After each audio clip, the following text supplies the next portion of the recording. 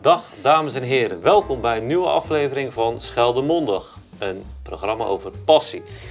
En ik heb dit keer twee mannen, nou die hebben passie, dat hebben ze volgens mij al meer dan 35 jaar voor de visserijfeesten, want ze komen er weer aan.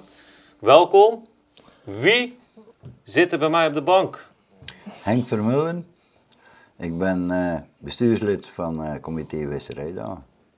En al heel wat jaren betrokken bij de visserijfeesten. Hoeveel jaar? 46 jaar. 46 jaar. Ik zei 35, maar dat ben je al ruimschoots zo. Dus. En naast jou zit... Lucien van den Broeke. Ik ben voorzitter penningmeester. En ik zit er dit jaar 40 jaar bij. Dat is dus ook een jubileum. Ja. Als we het hebben over jubileum. Dit jaar een jubileum voor de visserijfeesten. 65 jaar lang. Dat is een hele tijd, Lucien. Dat is heel lang. Wanneer zijn jullie begonnen? Ja, 65 jaar geleden, maar... Nou, 1953 is begonnen, de visserij. Het vis is opgezet ter promotie van de vis, garnaal en van de visserij. Is het eigenlijk voor opgezet. En bij hen had je alle keer alle straat met een praalwagen. Dat was prachtig, met echte bloem. Zo'n praalwagen of een stuk of 14, 15. Ja. En dan tussen 2, 3 praalwagens een muziekgezelschap ertussen. Ja, dat was een hele optocht. Later zijn die echte bloemen, dat was die met de beton. Dat zijn zelfgemaakte papieren bloemen geworden. Ja, in de tijd is dat helemaal afgezwakt. En eind jaren 60, begin jaren 70 zat compleet te klatteren. Dan verdween dat, Henk. Hoe kwam dat? Ja, ook de kosten natuurlijk. En ook de mensen die aan het verzorgen, die vielen uit elkaar en weg. Dus dan moest het op een andere manier feest georganiseerd worden.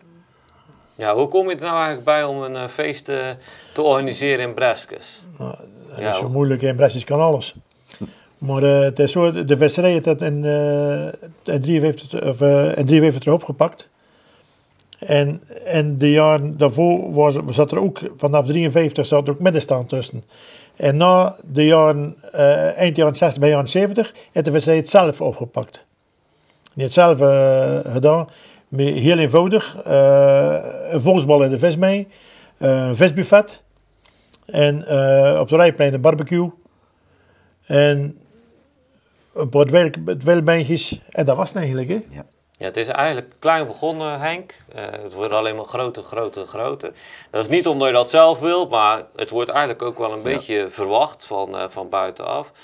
Wat was nou eigenlijk de reden voor jou om bij de comité van de visserijfeesten te gaan? Ja, daar ben je gewoon ingegroeid. Ik was nog vrij jong en zo'n mensen hebben ik. Dus ik werd gevraagd. En ik zag er wel zitten, ik vond het wel fantastisch. Al die mensen, als je dat dan zag, ja, dat was je gewoon geweldig trots als je dat iets organiseerde. Ja, Lucien, jij bent er ook bijgekomen. Je bent voorzitter geworden, penningmeester bij geworden. Je zat op een gegeven moment in de zetel thuis en je dacht, nou, nee. daar ga ik nou ook eens mijn tijd in stoppen. Er was een vergadering van de horeca en er was ook een deel bij van de visserijvereniging. En dat ging over het visbuffet. En dan moet de horeca uiteindelijk dat visbuffet doen, want die stopte daarbij. En we zeiden van, kan iemand van de horeca dat niet doen? En op die manier is het aan ons gevraagd. De eerste keer hebben wij toen het visbuffet gedaan. Maar bij die visserma's die waren wel de macht, die zeiden, prima Lucien, goed geregeld, vanaf nu ben je bij het visserijcomité. Dus die had gewoon niks te vertellen, die werd gewoon leeft. En omdat we redelijk de pad wisten wat artiesten betrof, zo zijn we langzaam maar zeker er eigenlijk ingegroeid. En ja, van het ene kwam het andere en het werd altijd maar groter. Toen zijn we ook langs de horeca geld opgenomen om extra budget te krijgen. Toen kregen we nog subsidie van de gemeente, maar dat is ook allemaal klaar. Dus je bent er gewoon ingegroeid.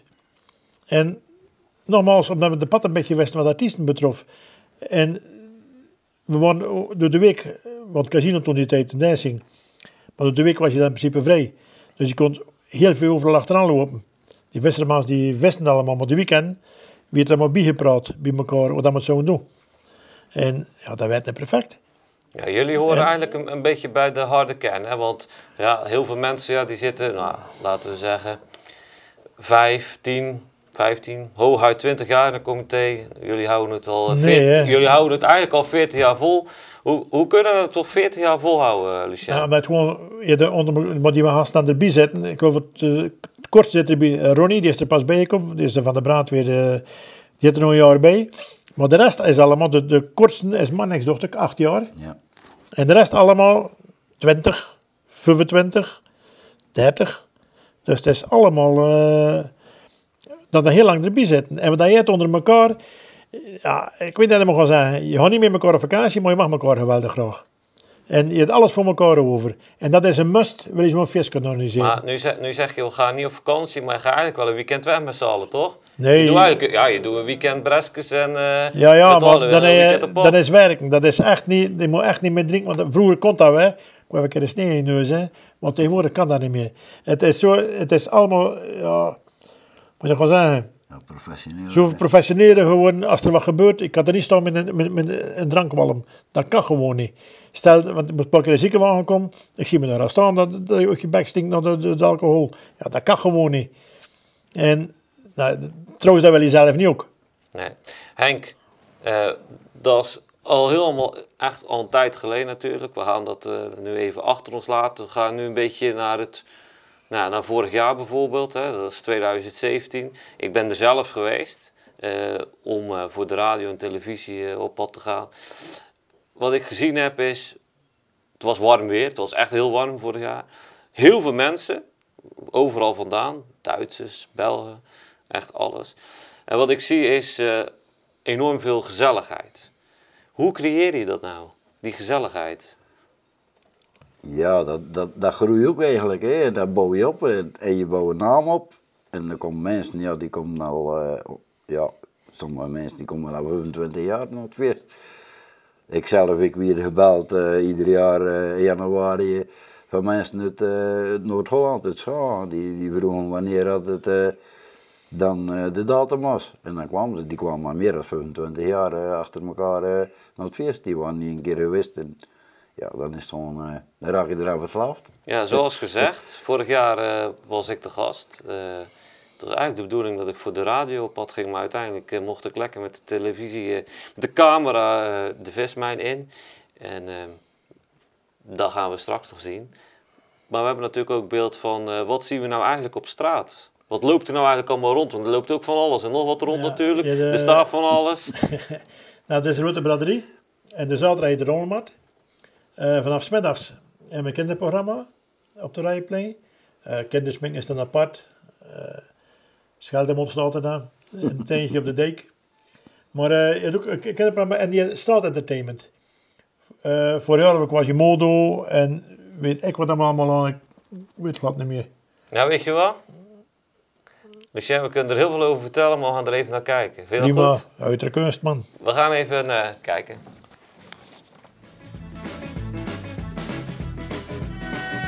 Goed, we gaan beginnen. Wat zullen we gaan doen?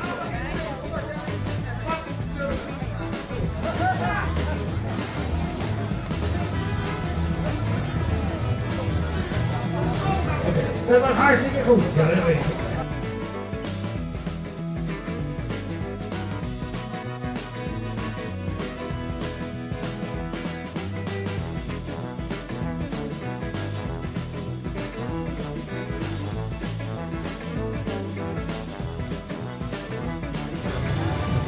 Hallo, hoe heet je?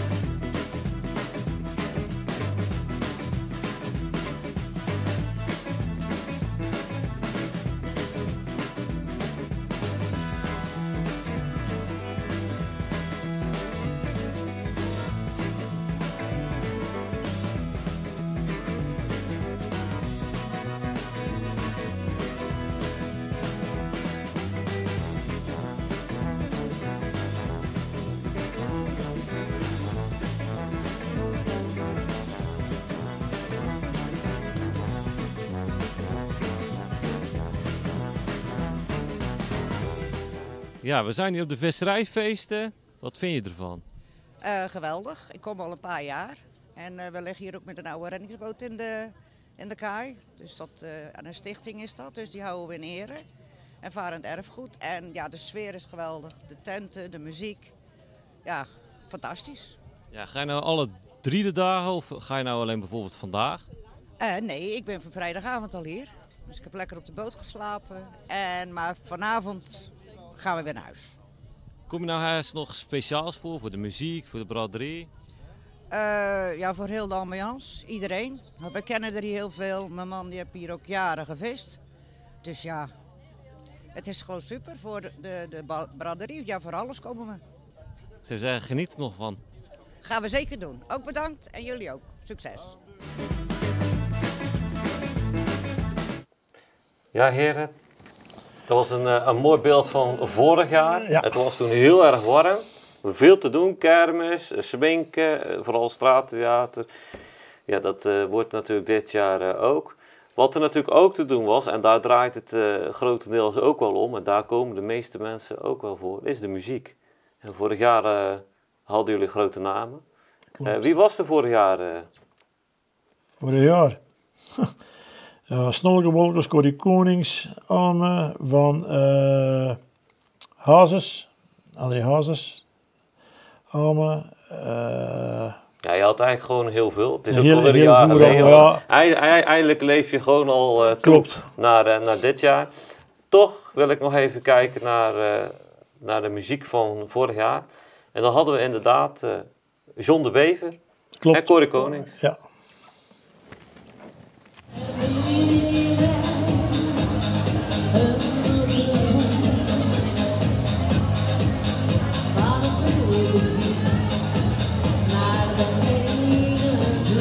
Alone to be there, when the rain is waiting for me there, every lone city. Maar ik zal zeker overwinnen. Dus leef.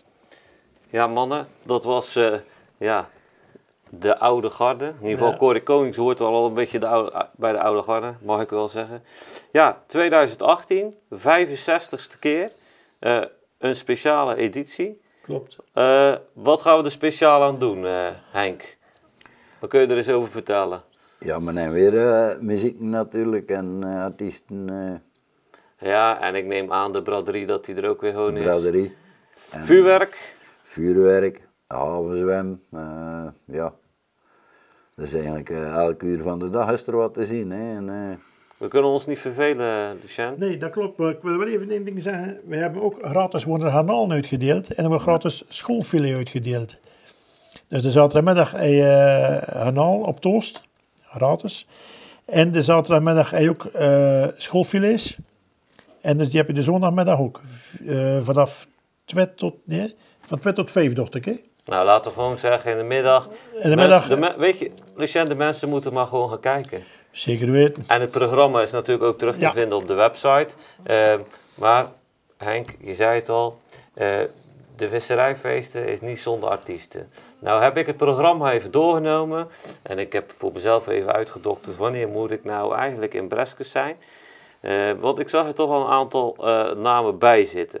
En ja, ik vind het toch eigenlijk wel de moeite waard om dat even te zeggen wie er dan komen. We kunnen ze niet allemaal opnoemen, want jullie, het lijkt wel of dat jullie heel de Nederlandse bodem hebben uitgenodigd. Nou, noem er eens één op. We hebben Danny Vroger. Ja, Danny Vroger is de zoon van. Van, Hè? De zoon juist. van. Nou, wie heb je nog? René Schuurmaas. Ja, dat is onder andere bekend van Laat het de zon in je hart. Ja, Ja, dat wordt een feestknaller, denk ik. zeker weten. Snollebolletjes. Ja, dat gaat tak eraf. Ja, dat is die- echt niet normaal, die spoort niet. Die zijn al vaker geweest. Ja, voor de derde keer, Derde maar keer. dus het wordt zoveel om gevraagd. Dus normaal doen we 1 of 2 keer achter elkaar. Dat hebben we bij Hazes ook gedaan. En dan wacht maar. Maar dit was echt, ik kon niet onderuit. Iedereen had het daarover. Ik heb ook gehoord, Henk, we gaan terug in de tijd. ja, ABBA. Met ABBA, ja. Ja. ABBA die komt langst. Nou, dan moeten we gaan dansen en gaan chansen. Dat zit goed. Dat moet ook wel goed komen. Ja, je hebt een spiekbriefje gemaakt, zie ik. Ja, ik ken ze toevallig bijna allemaal uit mijn hoofd, denk ik.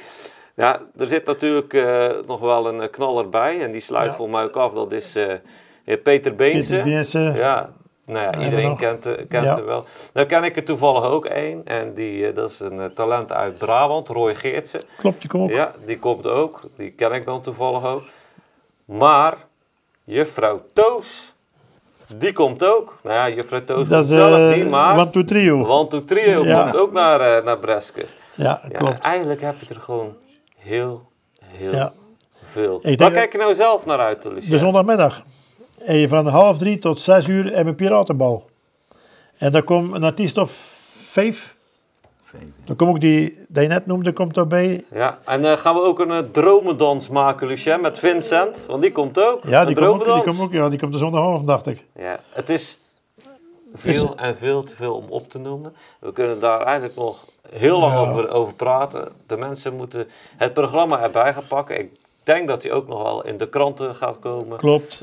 Website, visserijfeesten. We hebben een boekje en het programma staat daarin, dan kan je het eruit scheuren. Dat hebben we zo laten maken dat je het bladje eruit kan scheuren, het hele programma met.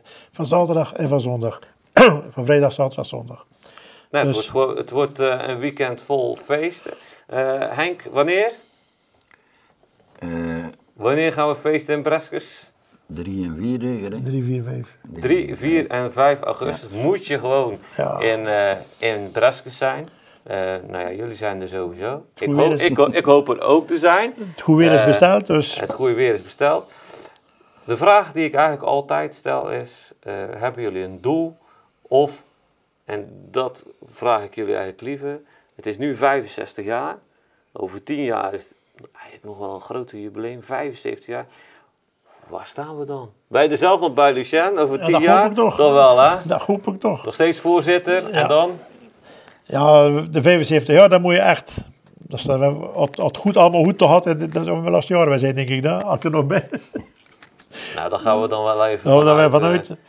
Maar de bedoeling dat we dan echt iets heel speciaals doen. Maar ja, dat is 10 over uitpraat, dus dat is moeilijk. Henk, eerst 2018 maar overleven, toch? Ja, zeker weten. Ja. Nou. We zijn ook, aan het comité zijn we ook bezig met Mannex bij ons. Mannex van Rentegem, die is de jongste. Die is Mannex 630. Ja. We hebben ook gezegd tegen Mannex, als je 65 bent, is het 100 jaar bestaan. Dus dan denk je nog eens aan ons.